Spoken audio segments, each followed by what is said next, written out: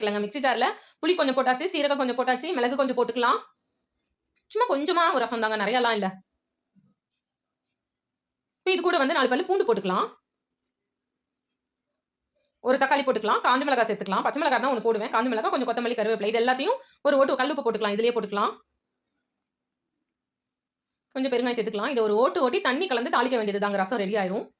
சூப்பரா இந்த மாரி அரைச்சாச்சு. இப்போ வந்து நம்ம ரசத்துக்கு தாளிச்சிடலாம். இப்போ அடுப்புல எண்ணெய் ஊத்தி கடுகு போட்டுறலாம். கடுகு பொரிஞ்ச உடனே நல்லா கடுகு பொரியட்டும்.